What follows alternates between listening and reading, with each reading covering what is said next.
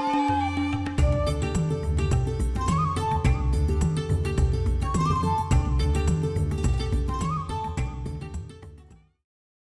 and welcome to video lecture series in sociology. Today we are going to discuss chapter 5 titled as Doing Sociology Research Methods from your textbook Introducing Sociology.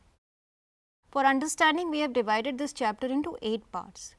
In the previous parts of this chapter, we have discussed why do we do research in sociology.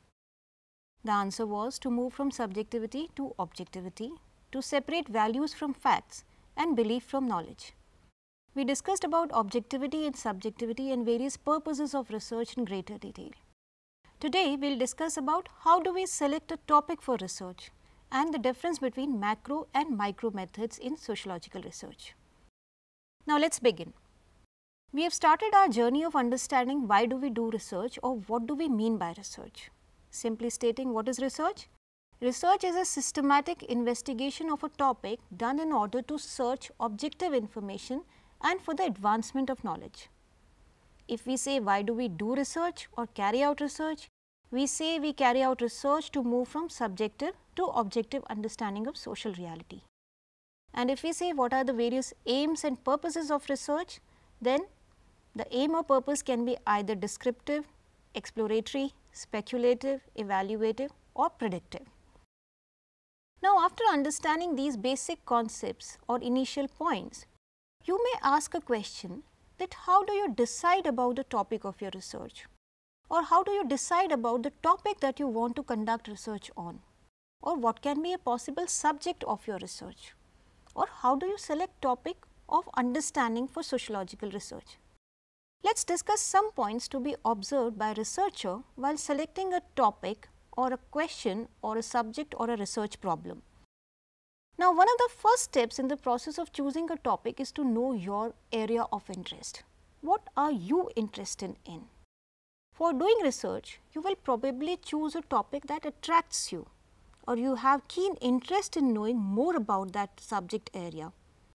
What do you do when you decide about the area of interest? Say you want to do research on religion or gender. The next obvious stage in the process is to brainstorm for crisp or concrete ideas, which will be then later on used for research. Now, although a topic is selected on the basis of the interest of the researcher, but only interest is not sufficient, because every interest area is not researchable. A researcher should have some basic understanding of the area he wants to study.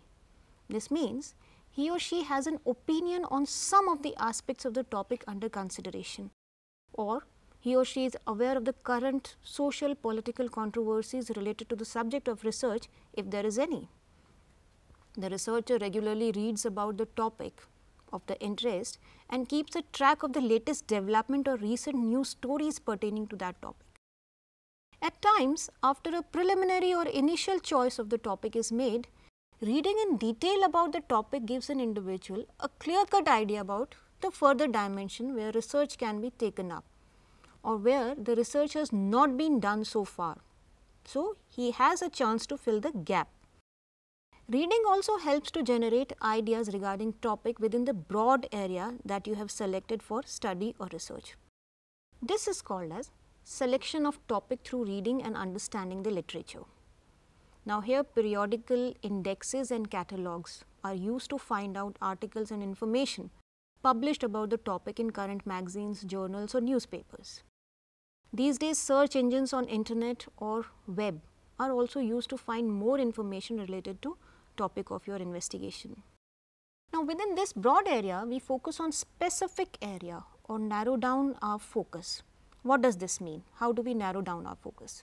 Once you have decided about the broad area of your research that you find as meaningful and interesting, the next step is to focus on particular aspect of topic of research. Now, this area should neither be too vast or too narrow, because if your topic is too vast, you may be overwhelmed with information available to you. If the topic is too narrow, then you may not be able to find enough information for your research work. So, now if you have decided to work on religion, what aspect of religion will you study has to be crisped upon or focused upon. The researcher may wish to relate his area of interest with other aspects of society as well. That is, he may try to study relationship between two or more variables or aspects in society.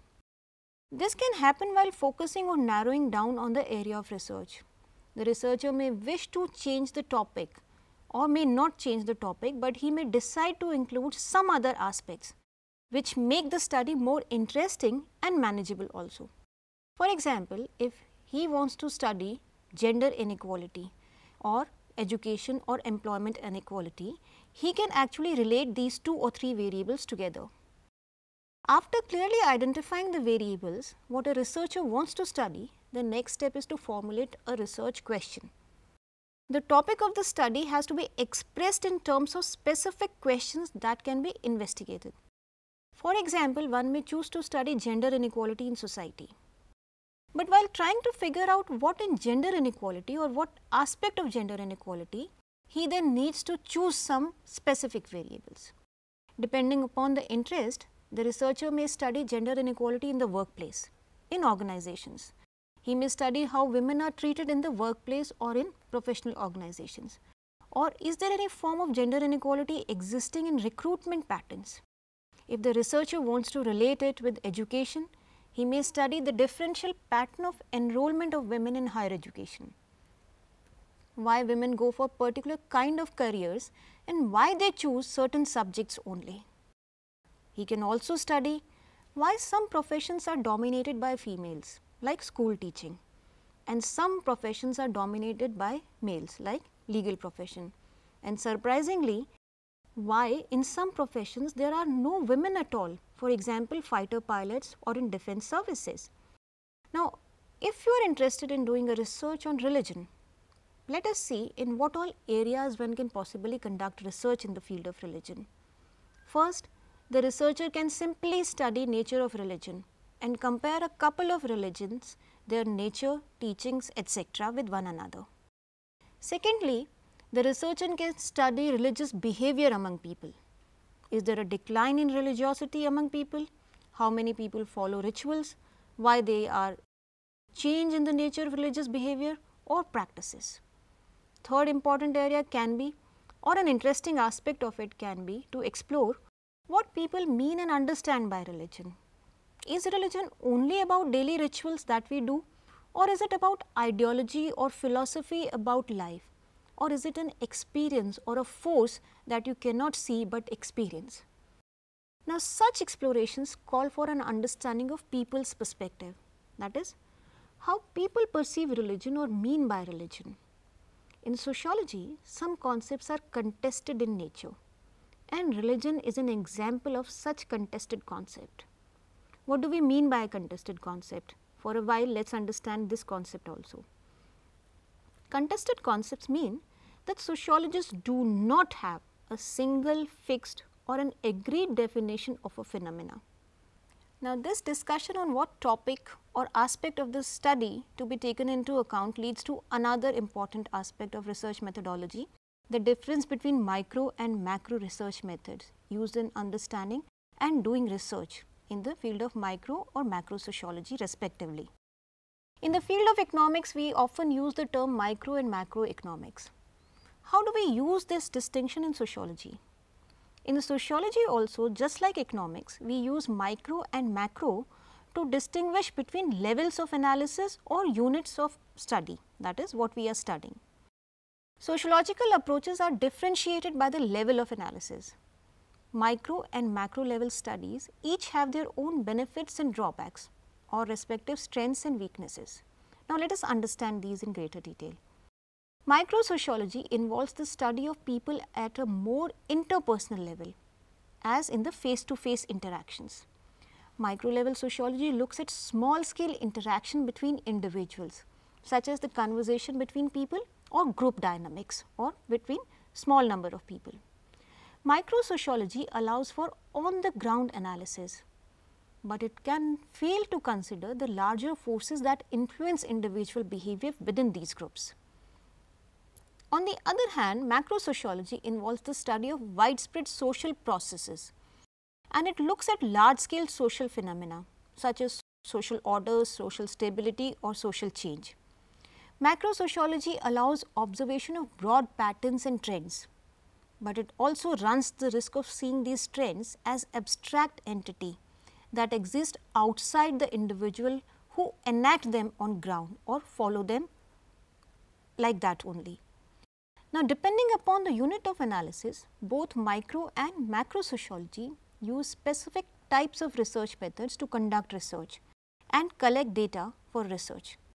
These methods are called as or broadly divided into micro and macro methods respectively. Within these broad categories, there are various types of methods and techniques of data collection. But to begin with, let us list the difference between micro and macro methods in terms of clear-cut points. Micro methods generally study individual units at small scale level. Its field of study is in-depth, but narrow and focused. The micro level investigations demand detailed explorations. They demand time, resources and a strong commitment on the part of the researcher, as these methods examine individual thought, action and interaction, often coinciding with social psychological theories and various models. One of the important advantages of using micro methods is that it allows scope for flexibility, and hence it has greater authenticity and validity of data that is collected, and it can be guaranteed also. But as these methods are too narrow and restricted, they are time consuming and their findings are also limited in terms of generalization. On the other hand, contrary to micro methods, macro methods are used to study the whole system at large level. Its field of study is vast. Macro level investigations target social structures and systems at macro level. It focuses on forces which organize as well as divide individuals into political, social or religious groups, ethnic population communities and nation states, etc. It allows researcher to explain country variations in any particular type of behavior.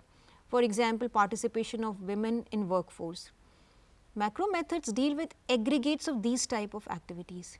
They help to identify trends, rates, regularities and establish generalities. In comparative research, this approach is based on the study of large number of countries and on quantitative examination of the direct effect of these specific institutional characteristics on social and economic behavior and outcomes. As we have discussed, both macro and micro methods used by sociologists have their respective advantages and disadvantages.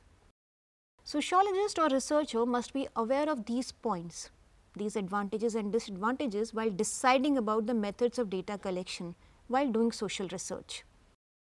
The distinction between micro and macro methods leads to another important distinction between research methods. This distinction is between qualitative and quantitative methods of social research. The micro methods include mostly qualitative methods and macro methods include quantitative methods. We will discuss or deal with these methods, qualitative and quantitative, in detail later in this chapter. To conclude, let us summarize what we discussed in this lecture. We started our discussion about how do we decide about the topic of the research. What are the various considerations that must be kept in mind while choosing about the subject that you wish to study. We discussed about how do we narrow down or focus upon the actual question of your research. How can we relate one or more aspects of the society while conducting research. We also discussed the distinction between micro and macro sociology and the respective methods, micro and macro research methods that researchers can use in social research. In the next part of this chapter, we will discuss about what are research designs. Till then, you can enjoy reading this part of the chapter. Thank you.